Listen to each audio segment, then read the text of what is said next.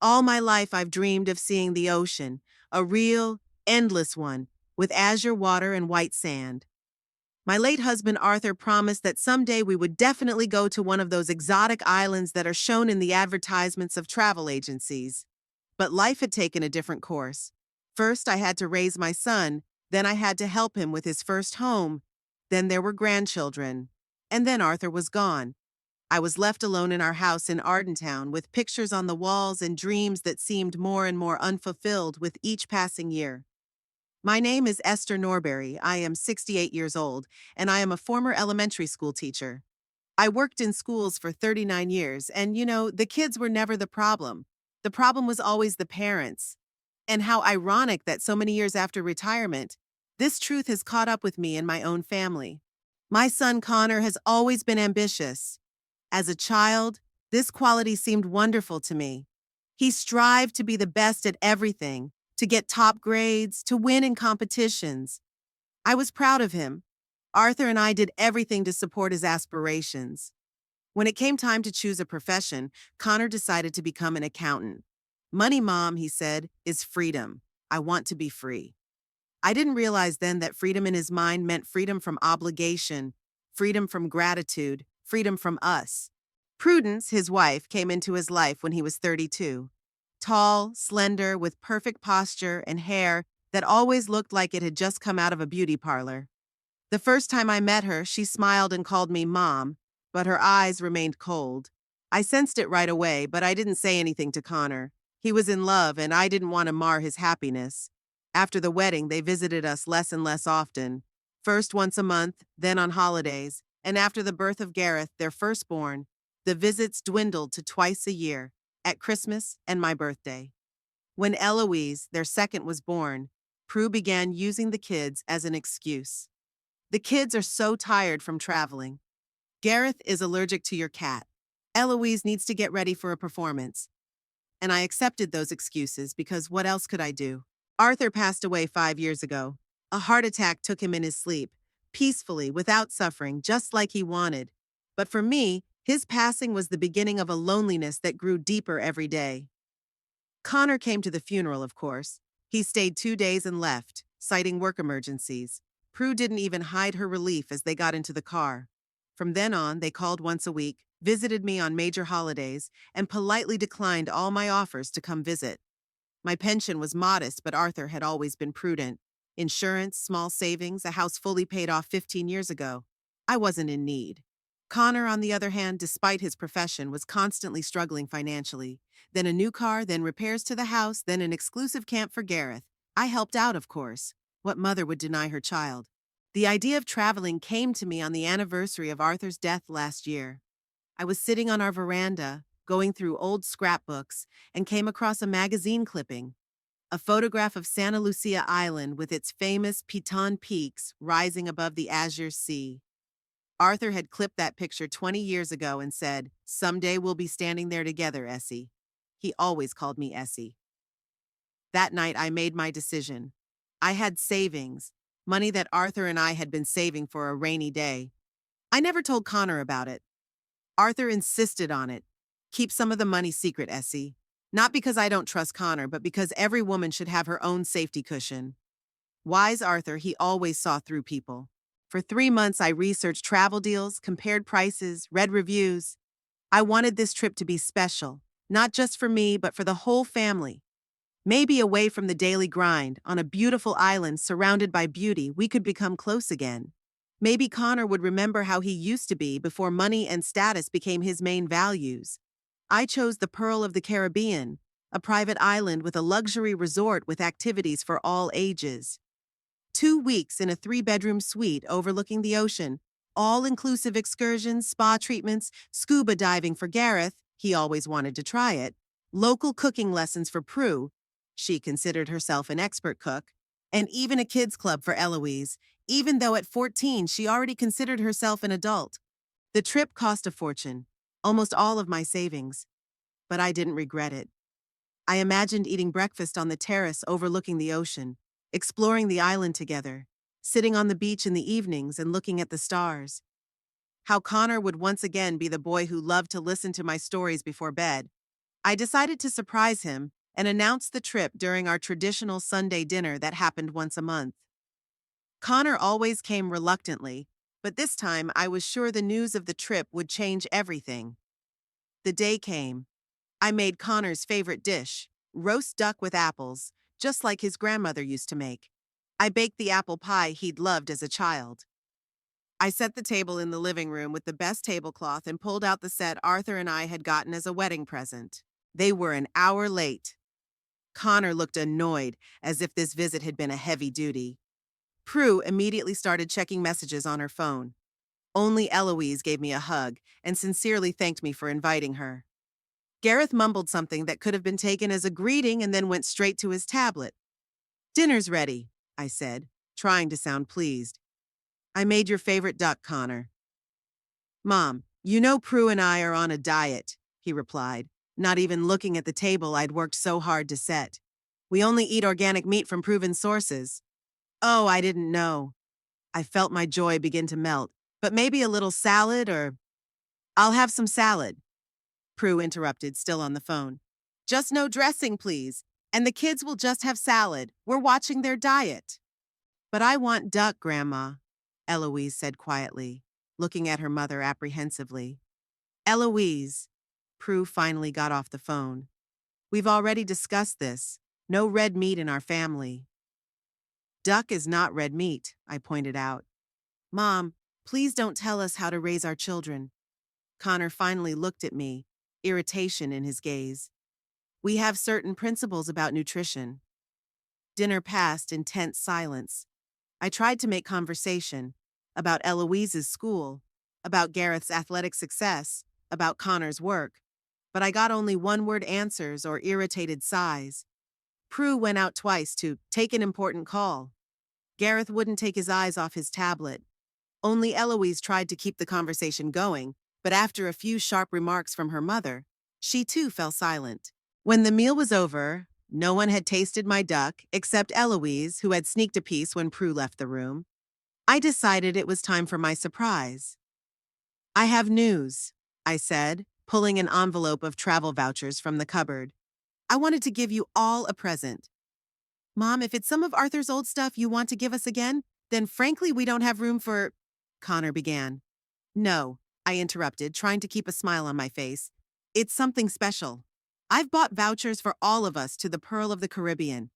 A 2-week vacation in a suite overlooking the ocean. It's got everything. Spa, diving, excursions." There was silence. Even Gareth took his eyes off his tablet. "You bought what?" Connor looked at me as if I'd told him I'd sold the house. "Caribbean vacations," I repeated, feeling my confidence begin to melt under his gaze. "For all of us. I thought we could all use a vacation sometime together." "Mom," Connor sighed, like he was explaining something to a child. "We can't just leave. I have work, the kids have school." "But it's for summer vacation," I said quickly. "I've thought of everything. You said you were taking a vacation in July, and do you keep track of our schedules?"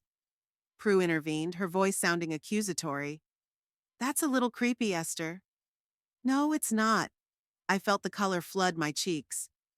Connor had mentioned it during our last conversation, and I thought, okay, never mind. Connor took the envelope and opened it. "God, Mom, that's a fortune. You spent all your savings on this?"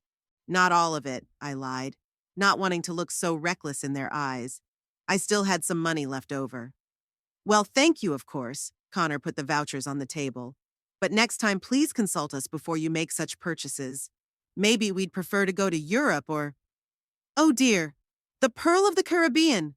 suddenly exclaimed Prue, who apparently only now realized the name of the resort.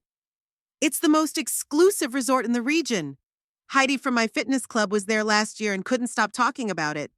Prue's facial expression changed, and I saw something in her eyes that I'd never noticed before. Genuine interest. "Yes, it's a very famous resort," I confirmed, feeling a glimmer of hope. "There's a spa with local treatments, a diving school for beginners." "Diving?" Gareth perked up, interested in the conversation for the first time that evening. "Real diving?" "Yes, with an instructor and all the necessary equipment," I smiled at him. I know you've always wanted to try it. Cool. Gareth turned back to his tablet, but I noticed he was already looking for information about diving. Is there a kids' club there? Eloise asked. With workshops or something like that? There is, dear. I reached out and squeezed her hand. There are art classes, local language classes, even cooking classes. That sounds amazing. Eloise smiled at me, and I could see the sincere gratitude in her eyes. Well, Connor coughed, that's a really generous gift, Mom. We really appreciate it. Don't we, Prue? Oh, yes. Prue was already flipping through something on her phone, probably looking for information about the resort. That's just wonderful, Esther. That's so sweet of you. The rest of the evening passed in a completely different atmosphere. Prue asked me about the details of the trip. Gareth was interested in scuba diving. Eloise dreamed of art lessons. Even Connor softened up and started discussing which excursions to visit first. As they left, Prue even hugged me for the first time in all the years we'd known each other. That hug was quick and formal, but still. Thank you, Esther, she said. This is going to be an unforgettable vacation. I stood in the doorway waving at them and felt a warmth rise in my chest. Maybe I was right. Maybe this trip would really bring us closer together. I was wrong. 3 days after our dinner, I overheard them talking. I didn't intend to eavesdrop. I just stopped by Connor's house to drop off cookies for Eloise. She was having a rough time in school and I wanted to cheer her up. I had a key. Connor had given it to me years ago. Just in case, as he said. I rarely used it, respecting their privacy. The front door was unlocked, and I entered quietly, intending to leave the cookies in the kitchen and leave. But there were voices coming from the living room. Connor and Prue were discussing something, unaware of my presence. Can't come with us, that's out of the question, Prue said, her voice sounding irritated. I'm not going to spend 2 weeks looking after your mother. I know, Connor replied. But she spent a lot of money on those trips. Maybe we could… What? Take her with us? Prue laughed, and there was no mirth in her laugh. Connor, be realistic. She'll be controlling us all the time, telling us what to do, criticizing my parenting. It's going to be a nightmare, not a vacation. I'm not saying we should take her with us. I heard a note in Connor's voice I'd never noticed before, a cold calculation. I'm saying we need to be discreet. After all, she's getting older. Who knows how long she has left? And what are you suggesting? Prue asked. We'll take the vouchers, thank her for her generosity, and tell her that unfortunately there's no room for her, Connor replied. We'll say the room only sleeps 4 or something like that. Would she believe that? Prue sounded doubtful. Of course she would, Connor said confidently. She always believes everything I say. Besides, what's she going to do? These vouchers are already paid for, they're non-refundable. We'll just use them for what they're worth. What if she checks? Prue asked. Would she call the hotel or the travel agent? Why would she do that? Connor sounded smug. She trusts me, always had. I stood in the hallway, clutching the box of cookies so tightly that the cardboard began to crumple under my fingers. I was shaking, not with grief, but with anger. Anger I hadn't allowed myself to feel in years. Anger that built up inside me with every disparaging word, every canceled visit, every forgotten birthday. I quietly placed the box on the hallway table and walked out of the house as quietly as I'd entered. All the way home, I thought about what I had heard. How my son, my only child, whom I loved with all my heart, had spoken of me as if I were just an inconvenience, an obstacle to his happiness. At home, I sat down at the kitchen table and, for the first time in a long time, allowed myself to cry. But those tears weren't tears of pain, they were tears of rage. Anger at myself for letting them treat me like this for so long, for making excuses for their behavior, for looking for explanations, for convincing myself that they were just busy, that they had their own lives, for being blind. I don't know how long I sat like that, but when the doorbell rang, it was getting dark outside the window. I wiped my eyes, squared my shoulders, and went to open the door. Standing on the doorstep were Connor and Prue, both with fake smiles on their faces. Mom, Connor began, entering the house uninvited. We came to talk about the trip. Yeah? I tried to make my voice sound normal. Is something wrong? It's nothing, just, a little problem with the reservation. Connor avoided looking me in the eye. Turns out the suite only sleeps four. 3 bedrooms, one for me and Prue, one for Gareth, and one for Eloise. But when I booked it, I was told, I started. There must have been a misunderstanding, Prue interrupted, her smile strained. It happens, especially if you book online. Some of the details may not be entirely clear. I booked through a travel agent, I said, looking directly at Connor. A real person, not online. Well, then that agent was wrong, Connor shrugged. Anyway, we're here to tell you that we appreciate your gift and are very grateful, but unfortunately there won't be room for you. Maybe next time. Next time, I repeated, feeling something inside me finally break. And when would that next time be, Connor? You know? He waved his hand uncertainly. Someday. We could go together somewhere more appropriate place. Maybe a retirement cruise or… I don't need a retirement cruise, I said, and my voice sounded harsher than I'd expected. I wanted to go with my family on a vacation I paid for. Fully paid for, by the way. Mom, don't start, Connor sighed. We appreciate your gift, we really do, but there are objective circumstances. There's simply no room in the room for a fifth person. I can change the reservation, I said. A bigger room or a second room. I'm afraid that's not possible, Prue intervened. We've already checked. The hotel is fully booked for these dates.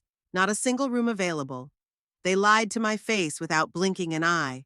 And they expected me, as always, to agree, to give in, to let them do what they wanted. I understand, I said, and suddenly I felt strangely calm. Well, if there's no room for me, there's no room for me. I won't get in your way. Connor looked surprised at my quick surrender. He'd probably expected tears, entreaties, perhaps even a scandal. Thanks for understanding, Mom, he said, relief in his voice. We'll bring you souvenirs and of course show you the pictures. Of course, I smiled. When are you leaving? The day after tomorrow, Prue answered. Early in the morning. We need to be at the airport by 7. That soon? I tried to make my voice sound surprised. I thought the trip was planned for next month. We decided to move it up, Connor said quickly. Because of business circumstances. There's a lull in the office right now, and my boss let me take my vacation early. Another lie, but I just nodded. I see. Well, I wish you a good time. I walked to the door, signaling that the conversation was over. I hope the weather's nice. They looked a little puzzled by my reaction, but quickly took the opportunity to leave. At the door, Connor hugged me awkwardly, a quick formal hug that meant nothing. Thanks again for the gift, Mom, he said. It's very generous of you. You're welcome, son, I replied, looking him straight in the eye. Family is the most important thing, isn't it? He looked away, mumbled something unintelligible, and walked out. Prue didn't even bother to give me a hug, just nodded and followed her husband. I watched them get into their expensive SUV, the car I'd given Connor the money for the down payment on 3 years ago, and drive away without even looking back. And in that moment, I realized it was time to act. The morning of the day they left, I heard the sound of a car pulling up. When I looked out the window, I saw a cab pull up in front of Connor's house. They were carrying suitcases, big, expensive ones, specially bought for this trip.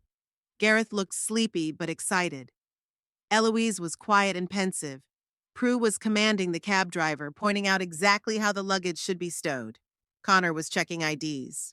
I watched them load into the car as the cab pulled away and took them away.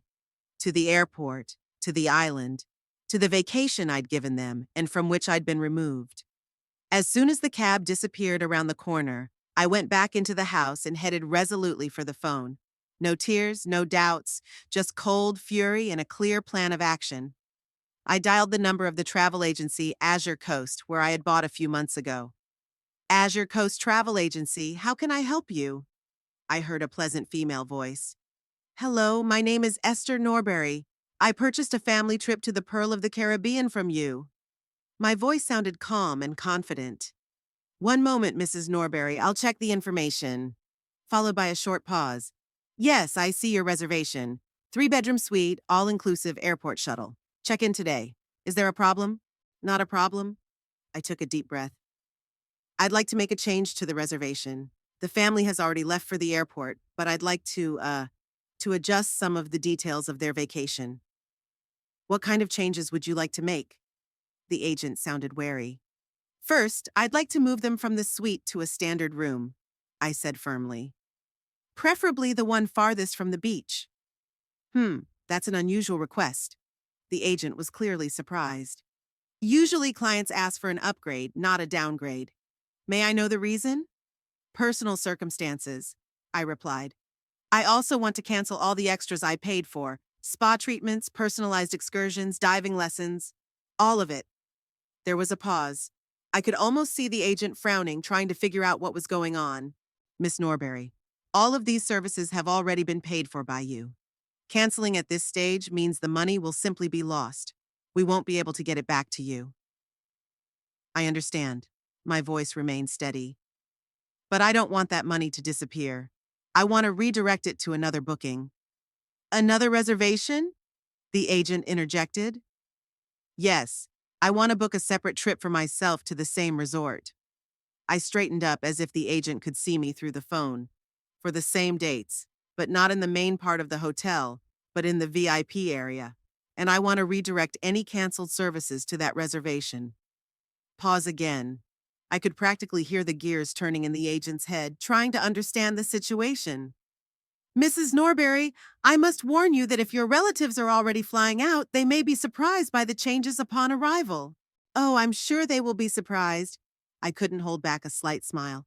But that shouldn't worry you. I paid for this trip, and I have every right to make changes to the reservation. Technically, yes, the agent said slowly. Since the payment went through you, and your name is listed as the main contact, but I need to coordinate it with the management. May I ask the reason for such a drastic change? I thought for a moment. Should I tell this strange woman about my family's betrayal?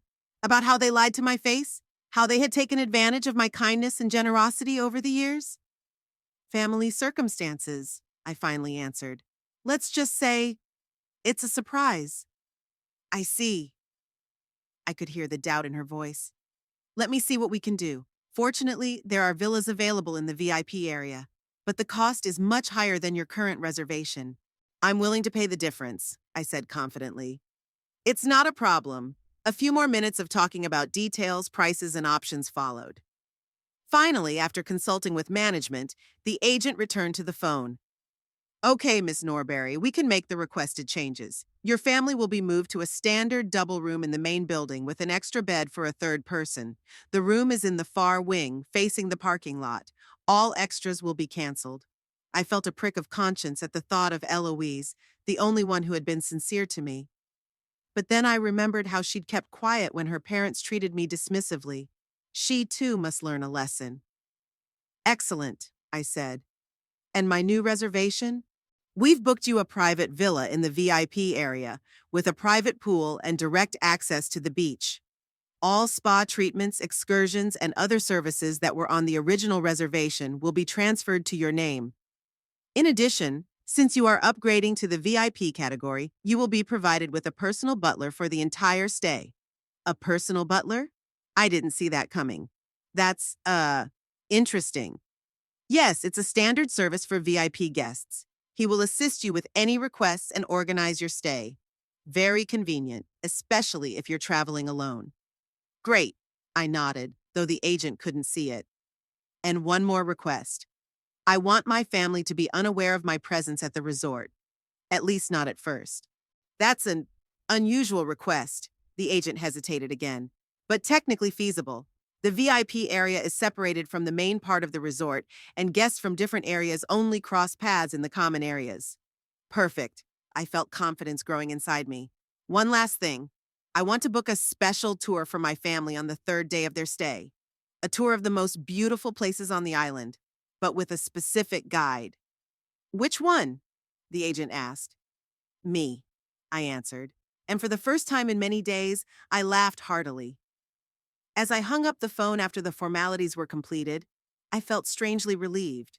For the first time in years, I had acted decisively, without looking past other people's expectations or fear of offending or disappointing. It was liberating. I walked to the bedroom and pulled an old suitcase out of the closet, the same one Arthur and I had taken on our wedding trip years ago. Shabby, but still as sturdy as our love. I ran my hand over the cracked leather and felt tears come to my eyes. "Oh, Arthur," I whispered, looking at our wedding picture on the bedside table. "If only you could see what our son had become. What I'd become, letting him treat me like this." I could almost physically feel my husband's presence beside me. It was like he put his warm hand on my shoulder, the way he always did when he wanted to support me. Arthur had always seen right through Connor. Back when our son was a teenager, my husband used to say to me, "Essie, you're too kind to him. Sometimes a child needs to hear no to become a real person." But I didn't listen. I always made excuses for Connor's behavior, always gave in, always forgave. And this is where it got me. "I'll fix it, Arthur," I said firmly.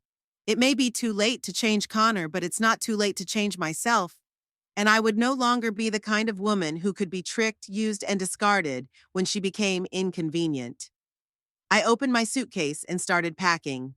Not much, just the essentials.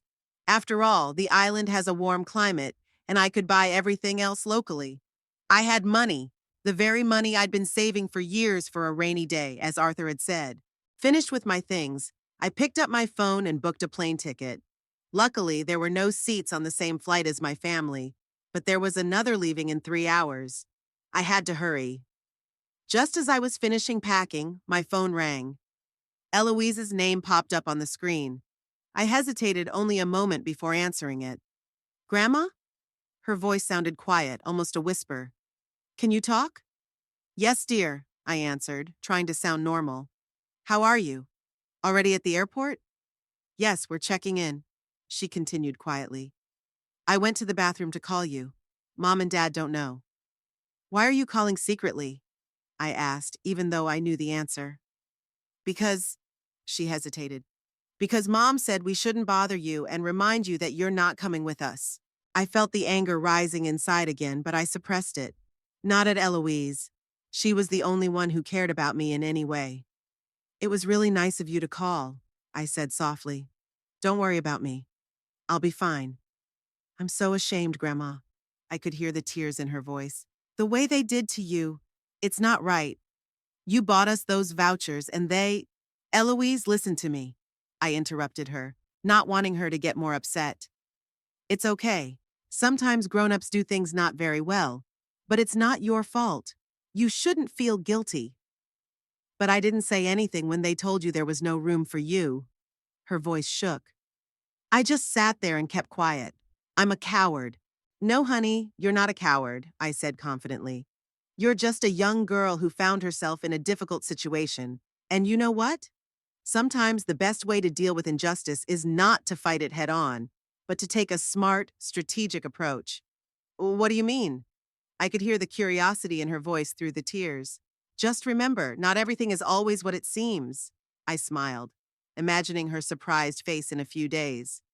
"And sometimes those who are considered weak and helpless turn out to be the strongest. Now you better get back before your parents start looking for you." "Okay," she sniffled. "I love you, Grandma." "I love you too, Eloise," I replied sincerely. "More than you can imagine. Have a safe flight." As I hung up the phone, I stood still for a moment, thinking about my granddaughter. Eloise had always been special, sensitive, attentive, not like her parents. Maybe it wasn't too late to save her from turning into a soulless and selfish person like her parents. After the conversation, I needed to act fast. The flight was a few hours away and there were plenty of things to do. The first item on my list was a visit to the bank. I planned to withdraw a substantial amount of cash.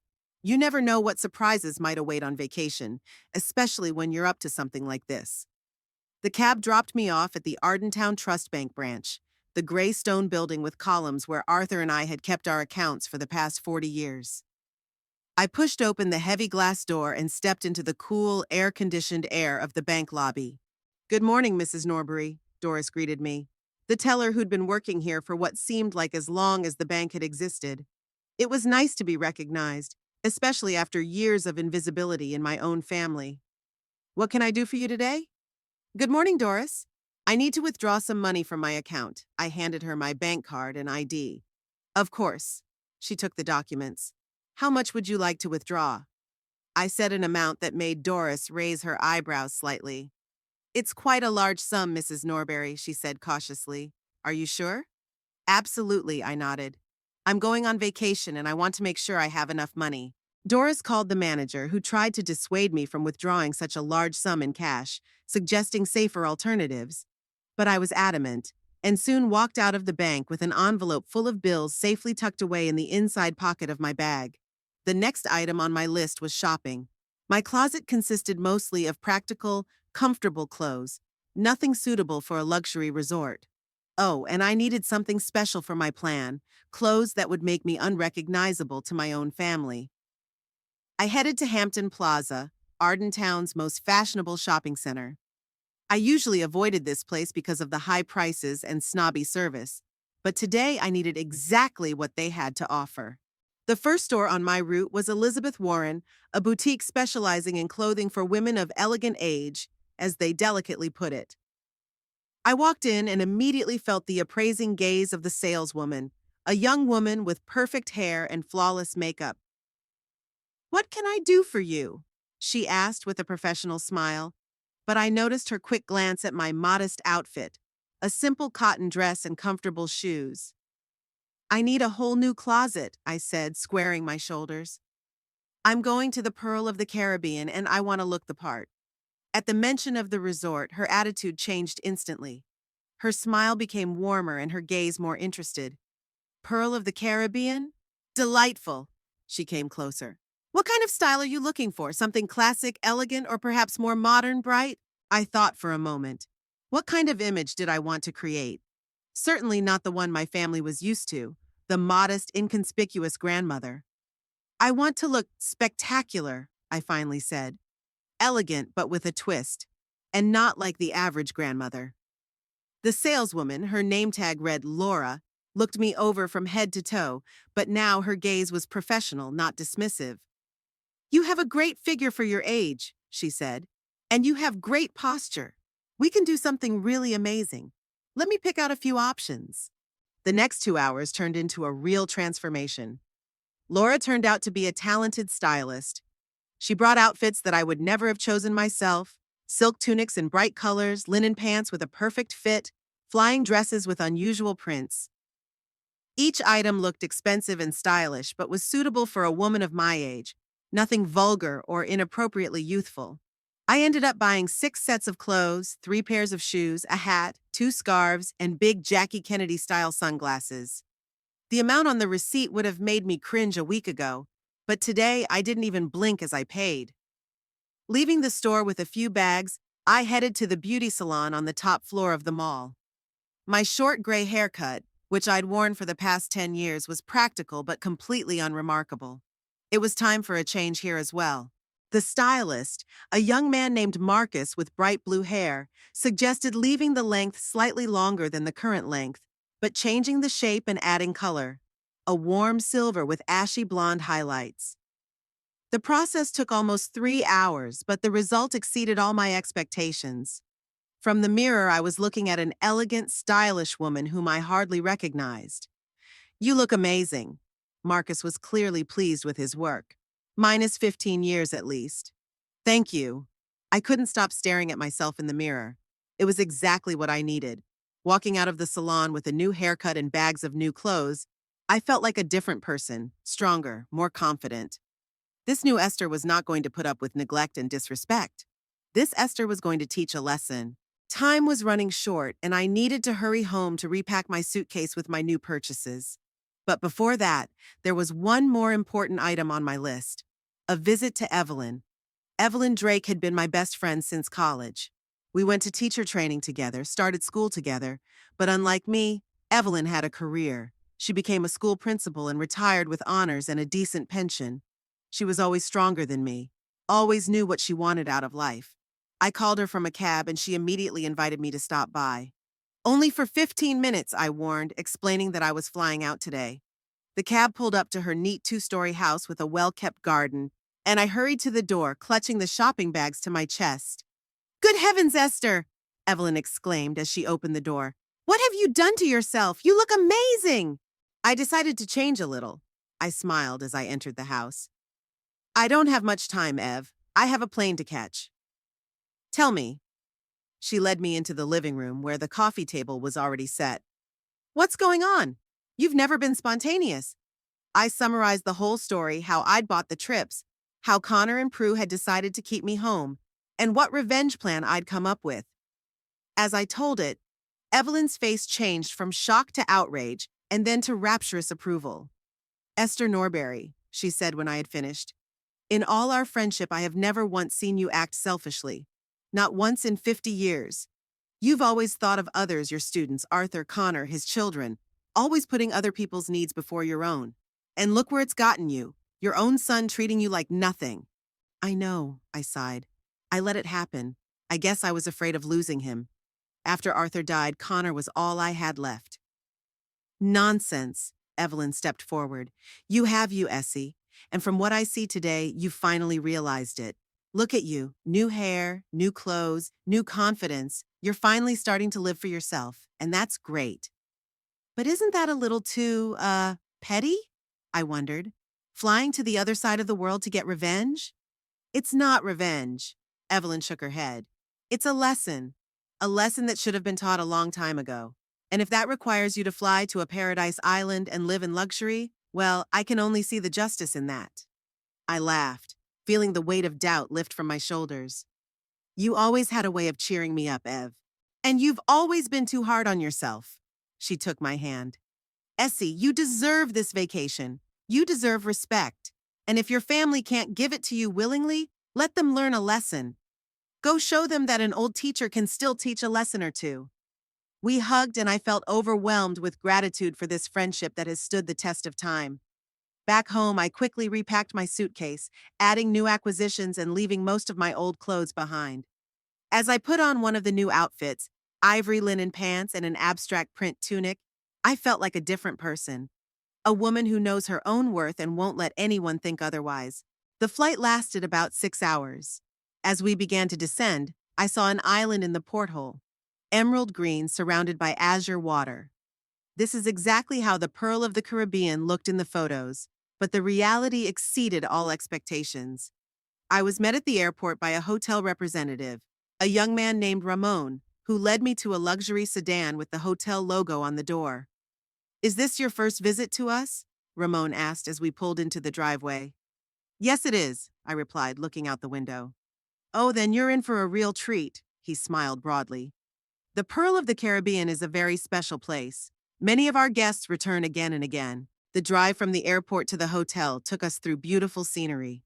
Past small villages with colorful houses, along the coast with stunning ocean views, through stretches of rainforest where the sunlight shone through the foliage. Finally, we drove through a majestic gate and found ourselves on the resort grounds. The main hotel building was an impressive structure of white stone and glass, perfectly blended into the surrounding landscape. But we drove past it, heading onward to the detached villas hidden amongst the lush vegetation. The VIP area is in the most secluded part of the island, Ramon explained. There are only 12 villas and each one offers complete privacy. The car stopped in front of an elegant villa with a thatched roof and a wide veranda. A middle-aged woman in an off-white uniform was waiting for us in front of the entrance. Mrs. Norbury, welcome, she smiled warmly. My name is Maria. I will be your personal butler during your stay. Please follow me and I will show you the villa. The villa was stunning, with a spacious living room, panoramic windows overlooking the ocean, an elegant bedroom, and a luxurious bath. There was a private pool on the back veranda and a private stretch of white sand beach beyond. It's beautiful, I breathed out, looking out at the turquoise ocean water. I'm so glad you like it, Maria smiled. Now let me tell you about some features of our service. In the VIP area, you have access to all the amenities of the main resort, but you also enjoy exclusive privileges. These include a separate restaurant just for VIP area guests, priority booking of any activities, and of course my assistance at any time of the day or night. Maria showed me how to use all the villa facilities, explained where the various facilities within the resort are located, and handed me an elegant booklet with information on the services and activities available. "Your luggage will be delivered within 15 minutes," she said as she headed for the exit. "If you have any questions or requests, just dial 0 on the phone and I'll be right over. Have a nice vacation, Mrs. Norbury." Left alone, I slowly walked around the villa, still not believing my happiness. Then I went out onto the back veranda and sank into a comfortable wicker chair, looking out at the ocean. The sun was beginning to slip toward sunset, coloring the sky and water with golden and pink tones. I took a deep breath of the salty sea air and smiled. Somewhere out there in the main part of the resort, my family was probably dealing with the aftermath of my changes to their reservation. I imagined their outrage, their disappointment, their anger. But instead of guilt, I felt only righteous satisfaction. It was time they realized that I couldn't be treated like a waste of space. I leaned back in my chair and closed my eyes, enjoying the sounds of the surf and the rustle of palm leaves. Tomorrow, the next phase of my plan would begin. And today I was just enjoying the moment. A moment of peace, freedom, and newfound strength. The morning on the Pearl of the Caribbean greeted me with gentle sunshine and the sound of the surf. I woke up in the villa's luxurious bed, for a moment not realizing where I was. Then it all came back. My plan, my little rebellion against years of neglect. Overnight, I had rested and was ready to move on. The first thing I did was dial the hotel receptionist's number. "Good morning, Mrs. Norbury," answered a pleasant female voice. "What can I do for you?" Good morning. I'd like to speak to the hotel manager. It's about my family who are also staying with you." A few minutes later, a man with a deep, well-pitched voice answered the phone. "Mrs. Norbury, Edward Howard, manager of the Pearl of the Caribbean. What can I do for you?" "Mr. Howard, I'd like to see how my family is settling in. Connor Norbury, his wife and children were supposed to come yesterday." "Just a moment." I heard the computer keys tapping. "Yes, they checked in yesterday. Standard room in the East Wing." "And how did they take it? The change in room class?" I couldn't help my curiosity. Mr. Howard paused, and I could almost physically feel his professional dilemma of maintaining confidentiality or being honest with a VIP guest. "Let's just say," he said diplomatically, "they were a little surprised, especially when they found out that a 3-bedroom suite had originally been reserved for them. I pictured Prue's face when she found out that instead of a spacious 3-bedroom suite, they'd been put in a regular room somewhere in the back of the hotel. The East Wing was the farthest part from the beach, overlooking the parking lot, the same part that I specifically asked to be waived in favor of the standard room. Sure, even the standard room at the Pearl of the Caribbean was better than many hotels, but after Prue had seen pictures of the suite in the catalog, it had to be a major disappointment. And what about the extras? Spa, diving, excursions? According to our records, all extras have been canceled for this booking." "Great." I couldn't help but smile. "Mr. Howard, I have a proposition for you. I would like to organize a special surprise for my family." I outlined my plan, and to my surprise, the manager was receptive. Maybe it was my status as a VIP guest, or maybe he just liked the idea of a little family drama that would play out on the grounds of his hotel. Either way, he agreed to help. "We'll arrange everything in the best possible way, Mrs. Norbury," he assured me. "Tomorrow morning at 10 o'clock, your family will receive an invitation to an exclusive tour of the most beautiful places on the island. We will inform you that this is a special bonus from the hotel for selected guests." "Excellent," I thanked him and hung up. Now all I had to do was wait and prepare for tomorrow's meeting. But first I wanted to know more about how last night had gone for my family. I decided to walk around the hotel grounds, wearing large sunglasses and a wide-brimmed hat, so I wouldn't be recognized if we happened to run into each other. The main hotel complex was about a 15-minute walk from the VIP area. Walking along the manicured paths amongst the tropical vegetation, I enjoyed the sunshine and sea air. The main part of the hotel was a grand structure of white stone and glass, surrounded by pools, bars, and restaurants. I cautiously entered the spacious lobby with its marble floor and palm trees in tubs. The bar by the lobby seemed like the perfect place to watch. It overlooked the main entrance, the restaurants, and part of the pool. I ordered an iced tea and settled at a table in the corner, After a while, my patience was rewarded. I saw Connor, Prue, and the kids walking from the pool. They didn't look too pleased. Prue was saying something irritatedly to Connor, who only nodded glumly. Gareth was dragging along behind with a disgruntled look, tucked away on his phone. Only Eloise seemed more or less calm, though not particularly happy. They walked past me without paying attention, which wasn't surprising given my changed appearance and accessories. I couldn't hear their conversation, but it was clear from their body language the vacation wasn't living up to their expectations. Back at my villa, I spent the rest of the day relaxing by the pool, reading a book and enjoying the excellent service. Maria, my personal butler, proved to be a real treasure, attentive, alert, but not intrusive. In the evening, with a glass of wine on the veranda, I pondered the upcoming meeting. What would I tell my son and his wife? How would I explain my actions? And most importantly, what did I want to accomplish? I wanted them to understand that I was not to be treated like a waste of space. I deserve respect, not because I'm Connor's mother or his children's grandmother, but because I'm a human being. A human being with feelings, desires, and dignity. The next morning began with a phone call. Mr. Howard informed me that everything was ready. My family had received an invitation for an exclusive tour and gladly accepted. The tour was to begin at 11 in the morning. Did they really believe it was a special offer from the hotel? I asked. Absolutely. I could hear a slight chuckle in the manager's voice. Especially Miss Prue was very persistent in her desire to get some compensation for the misunderstanding with the room. I thanked him and began to get ready. I had chosen my most spectacular outfit for the day. A navy-colored silk dress with a geometric print, a wide-brimmed straw hat, and large sunglasses. My new haircut and hair color made me almost unrecognizable even without these accessories. At 10:30, an electric car with the hotel logo picked me up. The driver, a young guy named Joseph, was privy to the plan and smiled as he told me how my family had gotten into the exact same electric car 10 minutes earlier. They looked very pleased, ma'am, he said. Especially when I mentioned that the tour included lunch at an exclusive hilltop restaurant. We drove along the scenic road that circled the island. Joseph talked about the local sights, but I barely listened, immersed in my own thoughts. Finally, we arrived at our destination, a beautiful observation deck on a hill with a spectacular view of the ocean and the entire island. The platform was empty except for another electric car and a small group of people standing at the railing looking out to sea.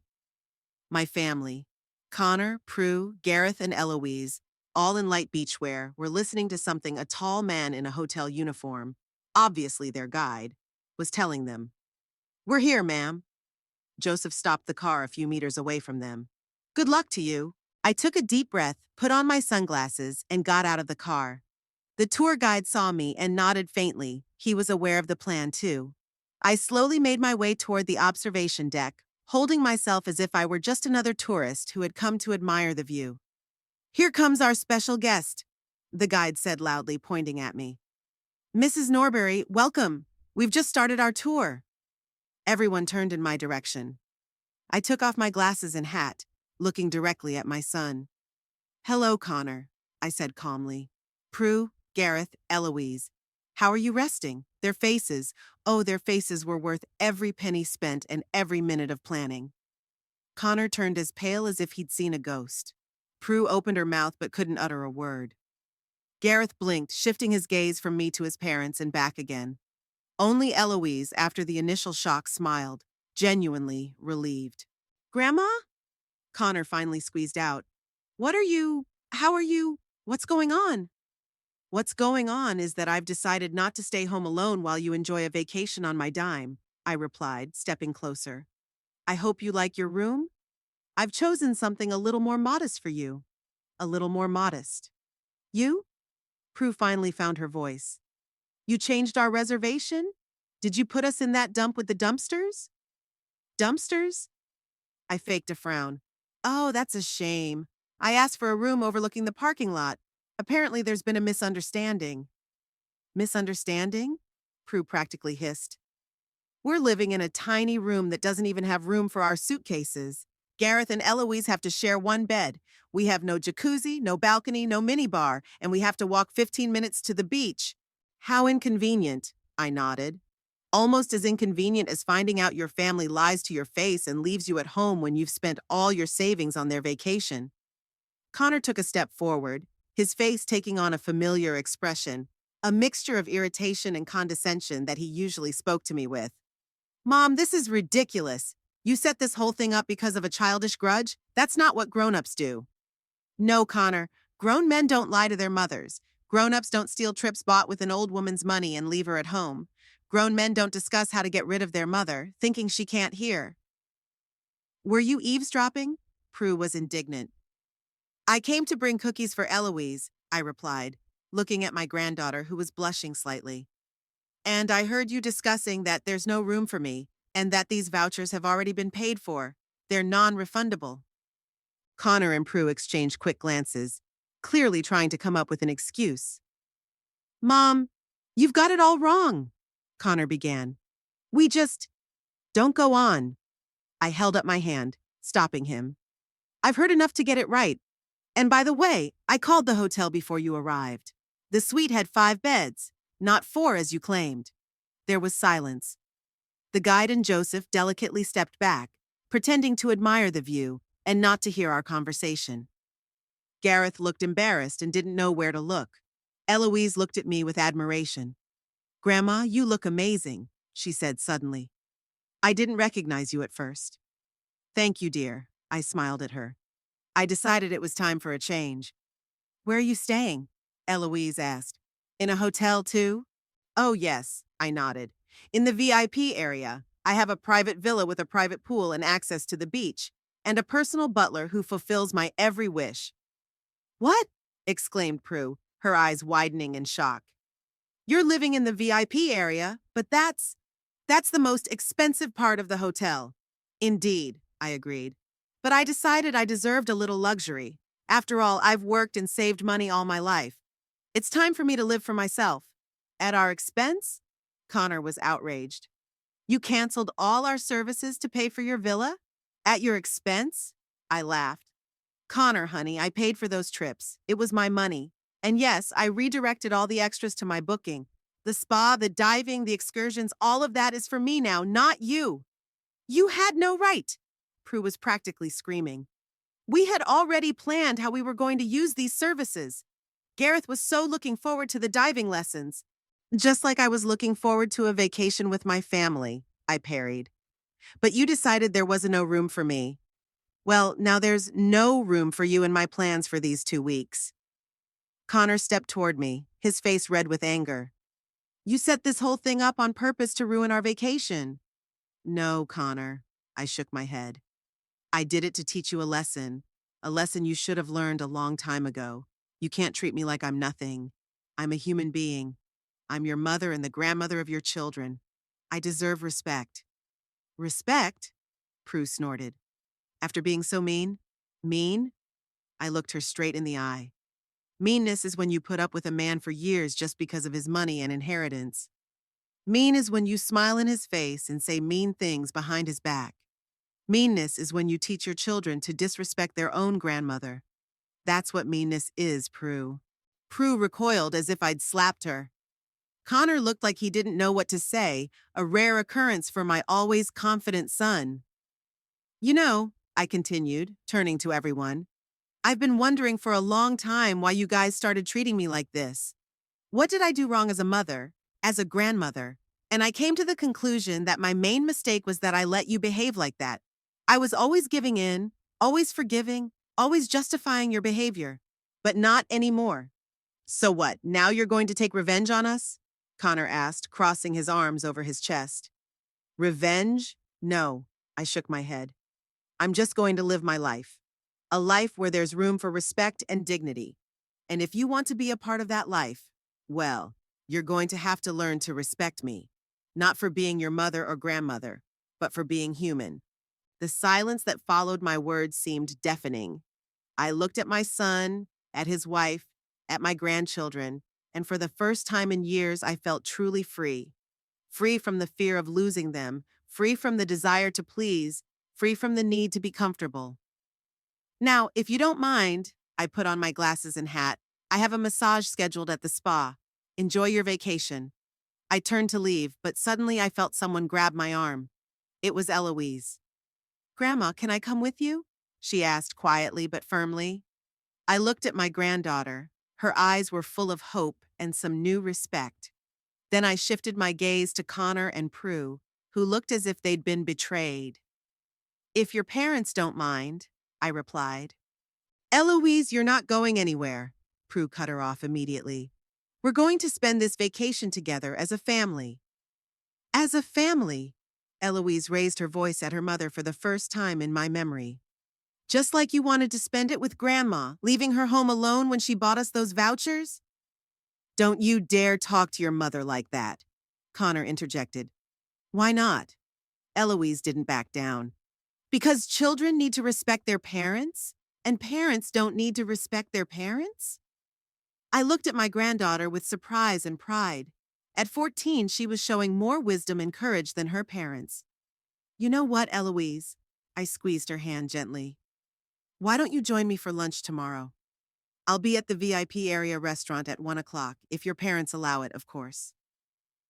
Prue opened her mouth to object, but Connor stopped her abruptly with a hand on her shoulder. She can go, he said, looking at me with an expression I couldn't decipher, a mixture of anger, embarrassment, and maybe a tiny drop of respect. After all, she was old enough to make her own decisions. I nodded, grateful for this small gesture of reconciliation, though I realized it was motivated more by a desire not to make things worse than by genuine remorse. See you tomorrow, Eloise. I smiled at my granddaughter and headed toward the waiting electric car. As I drove away, I cast one last glance at my family. They stood huddled together in a small group, confused and angry. Perhaps I had been too cruel. Perhaps I should have found another way to convey my pain and frustration to them. But as the car traveled down the winding road, I caught myself thinking that I had no regrets whatsoever. For the first time in years, I had done what I wanted to do, not what others expected me to do. And the feeling was unspeakable. Meeting my family changed everything. After that day on the observation deck, something shifted inside of me. It was as if the last thread that had been tying me to my old life had finally been severed. I suddenly realized that I didn't want to go back to Ardentown, to that house where every corner reminded me of years of loneliness and invisibility.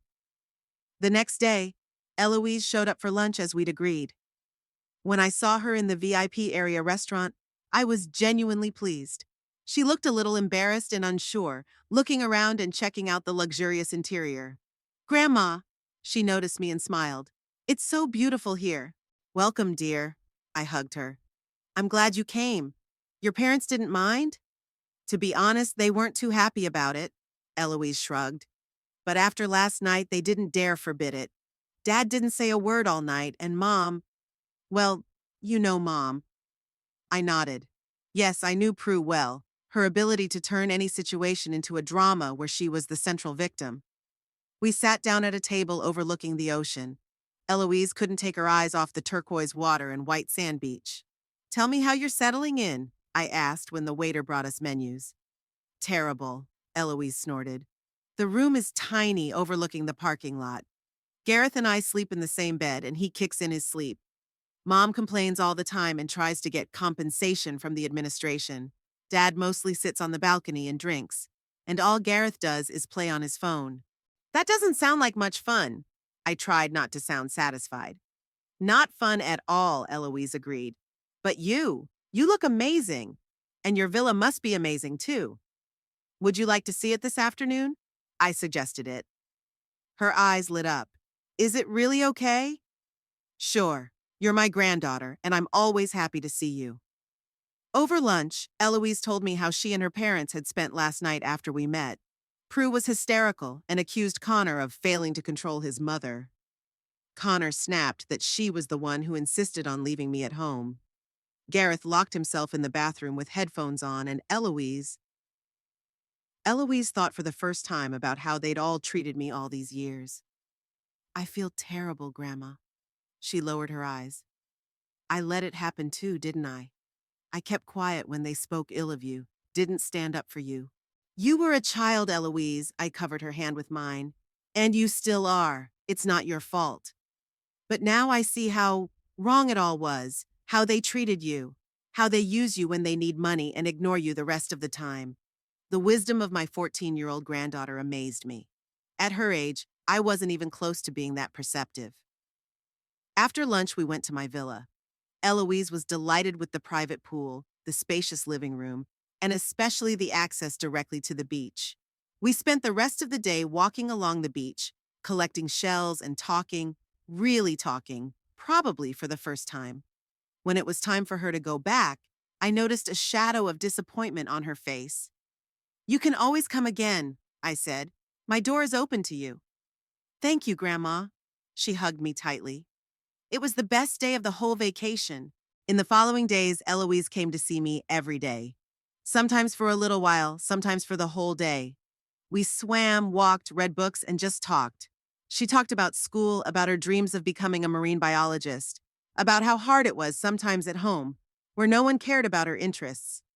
Connor and Prue seemed resigned to our seeing each other, even though they never once tried to contact me themselves. Maybe they were embarrassed, or maybe they were just angry. Either way, it didn't bother me anymore. A week before my vacation ended, I made a decision that had been maturing in me since I arrived on the island. I didn't want to go back to Ardentown. What was waiting for me there? An empty house, loneliness, and infrequent visits from a family that came only when they needed something.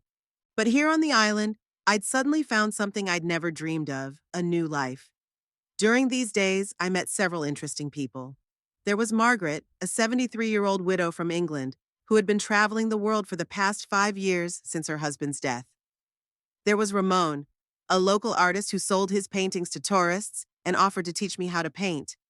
There was Louisa, the owner of a small bookstore in a village nearby who was into the same classic literature I was. And there was Nicholas, a 69-year-old former literature professor who had built a house on the island 10 years ago and moved here permanently. We met at the hotel restaurant, talked about books, and he invited me on a tour of the real island away from the tourist trails. The tour turned into a day full of discovery. Nicholas showed me small villages where the inhabitants continued their traditional way of life, stunning beaches where no tourists reached, and a small market selling fresh fruit, vegetables, and fish. Most tourists only see hotels and organized tours, Nicholas said as we wandered through the narrow streets of the fishing village. But the real life of the island is right there. That day I fell in love with the island for real. Not the resort area with its artificial glitz, but the real island with its simple, authentic beauty. How did you decide to take this step? I asked Nicholas as we sat in a small cafe on the beach. To leave everything behind and move here? He smiled as he watched the sunset over the ocean. After my wife died, I realized that life was too short to put dreams on hold. We always wanted to live by the sea, but there were always reasons to put it off. Work, children, grandchildren. And then Helene was gone, and I thought, what am I waiting for? What am I putting my life on hold for? And I just did it. His words resonated deeply with me. Wasn't the same thing happening to me? I had always put off my desires for the sake of others, first for Arthur, then for Connor, then for my grandchildren. And what did I get in return? That evening back at the villa, I called my old friend George, who worked as a realtor in Ardentown. George, I want to sell the house, I said without preamble. Esther. He sounded surprised. Your house on Maple Street? But you've lived there for almost 40 years. That's why it's time for a change, I replied. How much do you think it might be worth? George gave me a figure that exceeded my expectations. The neighborhood has gone up in value in recent years. Are you sure, Essie? It's a big decision. I'm absolutely sure, I said firmly. You can start the process. I want it done as soon as possible. The next day I met with the local real estate agent Nicholas had recommended. We discussed housing options on the island, and I explained that I was looking for a small house, or bungalow by the sea, something simple but comfortable. I have a few options that might interest you, said the agent, showing me the photos on his tablet. This one especially fits your description. A small house in traditional style, literally 50 meters from the beach. 2 bedrooms, living room, kitchen, veranda overlooking the ocean. The owners are an elderly couple who decided to move back to England to be closer to their children. The photos looked appealing. A simple but cozy house with white walls and blue shutters, surrounded by lush vegetation. But I needed to see it for myself. Could we tour it today? 3 hours later, I was standing on the veranda of this house, looking out at the ocean and listening to the sound of the surf. The house was exactly what I had dreamed of: simple, bright, with character. It needed a few minor repairs and furniture updates, but overall, it was in good condition. "I'll take it," I told the agent, who waited patiently for my decision. "Do you want to make an offer?" "No, I'll settle for the asking price, provided the deal closes as soon as possible." Over the next few days, I was busy doing paperwork, consulting with lawyers and bankers. George reported that he had already found a potential buyer for my house in Ardentown, and the process was well underway. Eloise was the only person I told about my decision. We sat on the beach and I explained that I planned to stay on the island forever. "Really?" Her eyes widened. "You're not going back to Ardentown?" "No, darling. I found here what I've been missing for years: freedom, a chance to be myself, new friends. I feel alive here." "What about, us?" She looked confused. "You can always come visit me," I took her hand. "Vacations, weekends, whenever you want. You'll have your own room in my new house." "You already have a house?" She was surprised. "I bought a little house not far from here. Would you like to see it?" We went to see my new house and Eloise was delighted. She was running around the rooms, making plans about how we could decorate it, what colors to choose for the walls. "Do your parents know?" she finally asked. "Not yet," I said, "but they'll have to find out. The Ardentown house is already on the market." "They'll be shocked," Eloise shook her head. "Especially Mom. She always said your house was their inheritance." I grinned bitterly. Of course, Prue had thought exactly that, as my house in terms of the inheritance she'd get when I died. "Well, they'll have to rethink their plans," I said, just like I had to rethink mine. On the last day of vacation, I finally met with Connor and Prue to inform them of my decision. We arranged to meet in the hotel lobby, neutral territory. They arrived together, tense and unsure. Connor looked tired. Prue looked annoyed. Gareth was with them, but stood a little further away, defiantly preoccupied with his phone. "Mom," Connor nodded at me. "You wanted to talk?" "Yes," I pointed to the chairs in the corner of the lobby. "Shall we sit down?" We settled into the chairs. Gareth remained standing, continuing to ignore what was happening. "I've made a decision I want to inform you of," I began, my tone deliberately formal. "I'm not going back to Ardentown. I'm staying here on the island." Prue let out a nervous laugh. "What kind of nonsense is that, Esther? How can you stay to live at the resort?" "Not at the resort," I corrected her. "I bought a house in the village of Santa Maria, 3 kilometers from here. The deal's already closed." There was silence. Connor looked at me like he was seeing me for the first time. "You bought a house?" he finally said. "With what money?" "With the money from the sale of our family home in Ardentown," I said calmly. "The deal is in the final stages. The buyer has already put down a deposit." "You sold the house?" Prue almost shouted, drawing the attention of the other guests in the lobby. "Without our consent?" "I don't need your consent, Prue." I looked her straight in the eye. "This house belonged to Arthur and me. It's paid off in full. I have every right to dispose of it as I see fit." "But it's our inheritance." She couldn't help herself. "We were counting on my death?" I finished it for her. "Yes, I noticed. Unfortunately for you, I've decided to live a little longer and live for myself." Connor looked stunned. "Mom, you can't just drop everything and leave. You've got your whole life there. Your friends." "What friends, Connor?" I smiled sadly. "When was the last time you were interested in my life? My friends? What I do for a living? And I've made new friends here. People who are actually interested in me as a person, not as an ATM machine or a free babysitter." "It's not fair," he muttered. "We're always what?" I didn't let him finish. "Always showed up when you needed money, always called when you needed babysitting. Always thinking of me in those rare moments when I could be of use to you? Yeah, that's really not fair. With me. Prue opened her mouth to say something, but Connor stopped her with a hand on her shoulder. So what now? He asked quietly. You just cut us out of your life? No, Connor. I shook my head. I'm just starting a new chapter of my life. You can always be a part of it as long as you treat me with the respect I deserve. Eloise has already agreed to come visit me on vacation. You can come too if you want. On us, I suppose? Prue snorted. After all, you spent all the money on the new house. Not really, I smiled. The house in Ardentown cost a lot more than my new place. I'll have enough money left over to live comfortably. And no more loans, Connor. No more temporary financial difficulties that somehow happen every few months. Connor turned pale. He'd only recently borrowed money from me for an emergency roof repair. Another lie, I was sure. Well, he stood up and Prue followed suit. I guess you've made up your mind. Good luck with your new life, Mom. Thank you, son. I stood up too. Good luck to you too. I think you'll need it. We said our awkward goodbyes. Gareth finally got off the phone, mumbled something like, Bye, Grandma, and quickly followed his parents out. I watched them go and felt a strange mixture of sadness and relief. Sadness that things had come to such an end, and relief that I was finally free of the toxic relationship that had been destroying me from the inside for years. 3 months after that vacation, I was already fully settled into my new home. The renovations were complete, the furniture was arranged, the flowers were planted. I was sitting on the veranda, sipping iced tea and looking out at the ocean, when I heard the sound of a cab pull up. The door opened and Eloise stepped out of the car with a large suitcase.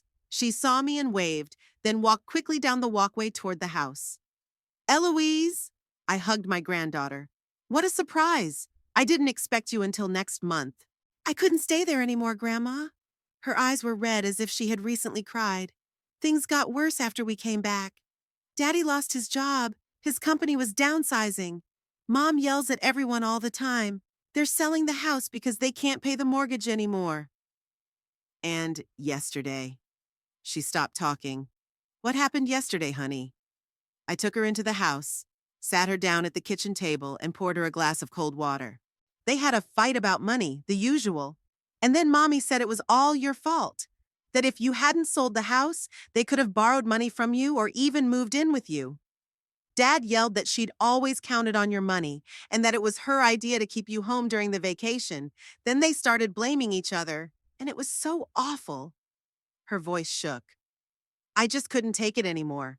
I packed my bags and bought a ticket on the next flight. They didn't even notice I was gone. I hugged her, feeling her shoulders shake. It's okay, honey. You can stay here as long as you want.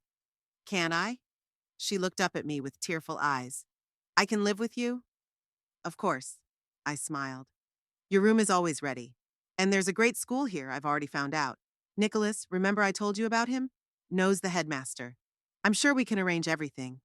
What if my parents don't want me to? She asked quietly. Then we'll have to discuss it. I stroked her head. But I don't think they'll mind too much. From what you're telling me, they have enough problems of their own right now. Eloise nodded and suddenly smiled for the first time since she'd arrived. You know, Grandmother, I'm so glad you've decided to change your life, and that you're letting me be a part of it. Me too, dear. I hugged her tighter. Sometimes it takes a long time to realize that you deserve better, but when you do, it changes everything. We sat on the veranda, watching the sunset over the ocean. Somewhere in Ardentown, Connor and Prue were probably just now discovering their daughter's disappearance. They were in for a nasty conversation when they found out where she was. But that was no longer my problem.